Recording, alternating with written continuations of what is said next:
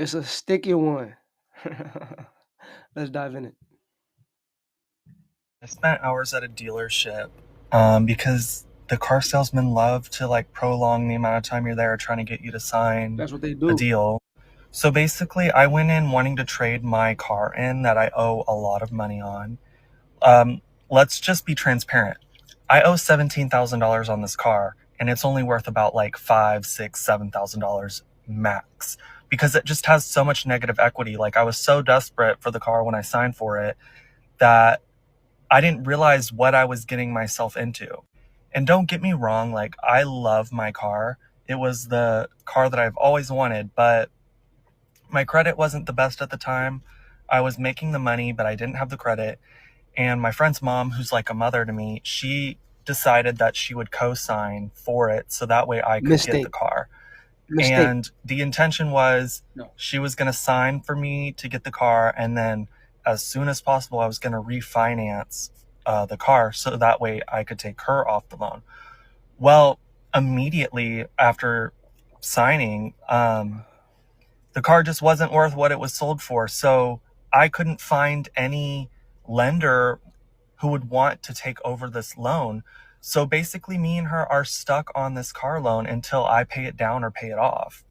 And basically, I was just curious. I was like, well, let me go to a dealership and see, because it's been a few years now. I was like, let me see if a dealership will put me in a new loan where they'll just add the negative equity to a new loan, because it happens. There's dealerships that can make it happen.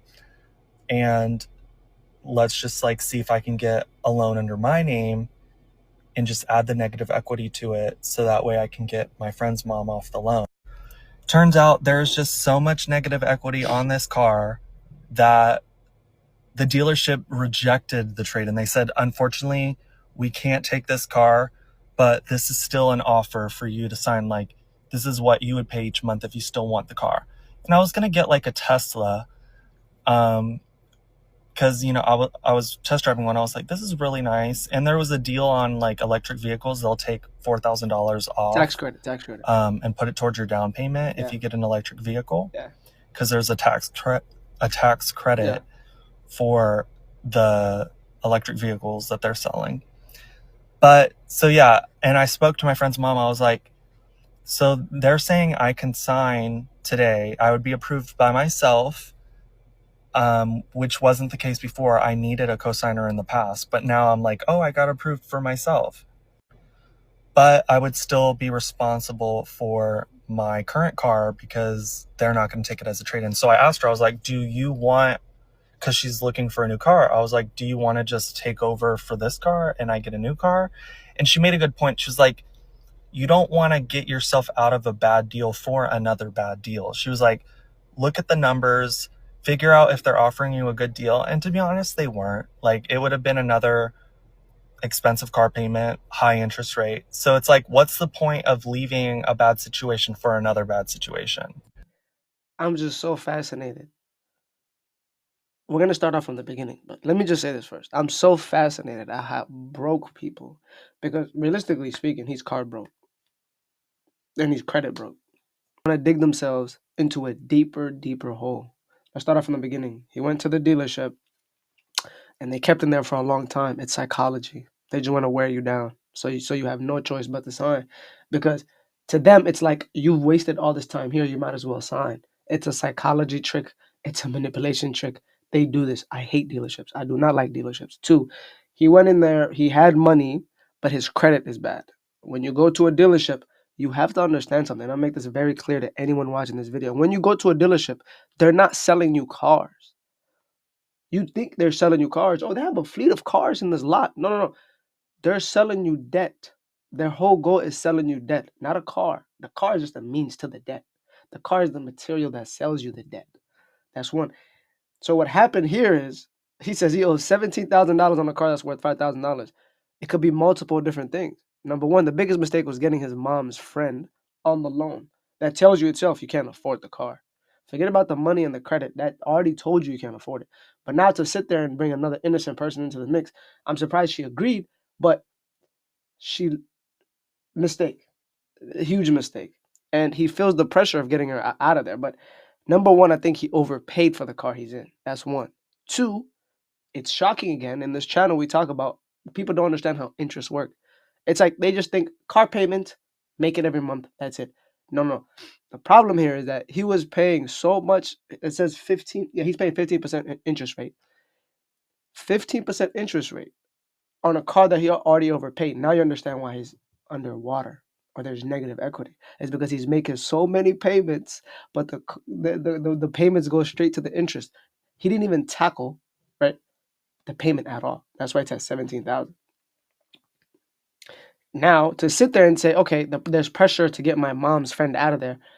Let me just get another car and still try to work you, buddy. You're gonna have two car payments. It's better to just pay off the car payment. I understand the tactic of trying to get into an EV. Yes, they might have certain rebates and incentives, but that's still a mistake. That's a deeper hole you're digging yourself into. And his mom's friend told him, you don't want to do that. Desperation would kill your finances. Desperation will put you in a situation of despair. There's no way around it. I'm gonna make something clear here. I don't understand how we live in the United States of America, right? We have these bachelor's degree, we have the internet, we have now AI, and most people don't understand when you finance something with interest included, you're going to pay way more for what that car or that house or that material was worth. It's basic financial language. We're gonna react to so many different videos, and this is the reason why I created this channel. It's just financial literacy. And the thing about these car payments is that once you sign, it's over with. It's gonna lose money, fist over hand, and you have nothing to do. But then I wonder, how do we get to this position? And in the next video, we're gonna see how people that have no business getting into a car debt or a car loan or buying a car exactly get into the situation that they later hate, that they later like causes them depression and anxiety, that they later have to vent for. This is a clear example.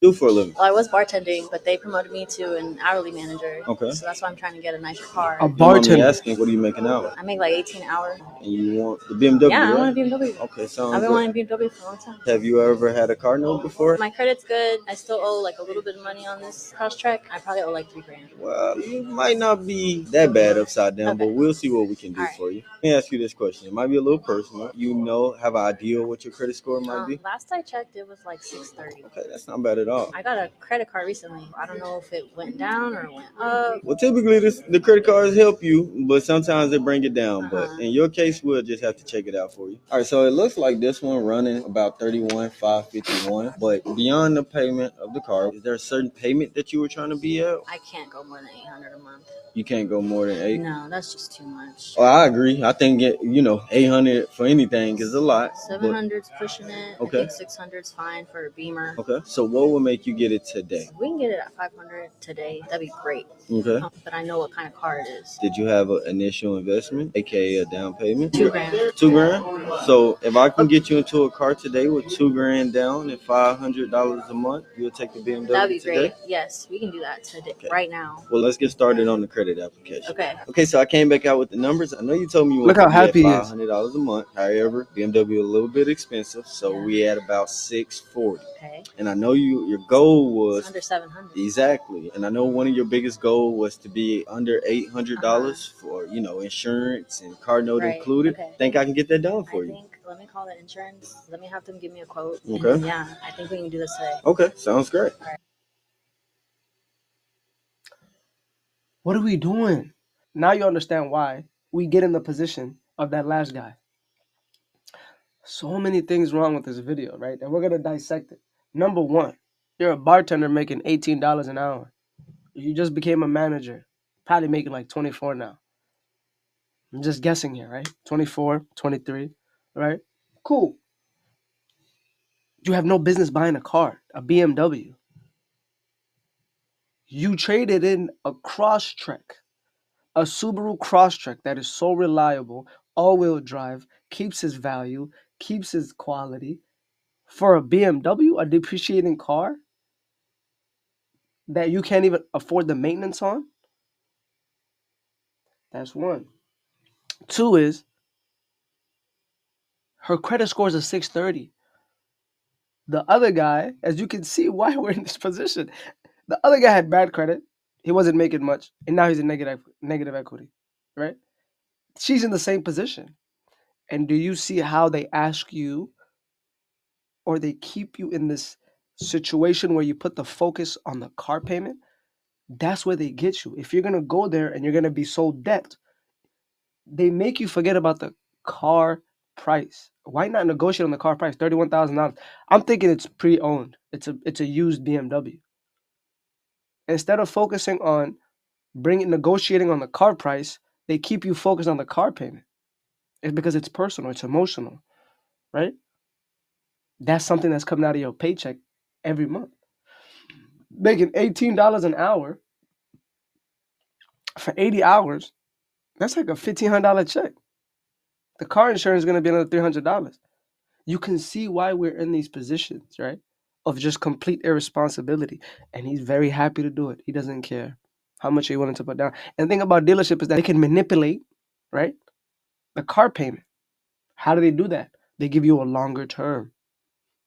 Like you're paying $31,000 for 5, 6, 7 years, 72 months. Now they have 84 months, which means that the longer it takes for you to pay off the car, the more interest it's eating, and it's not touching the principal. And that's the reason why the other guy was paying $17,000 for a car that was worth $5,000.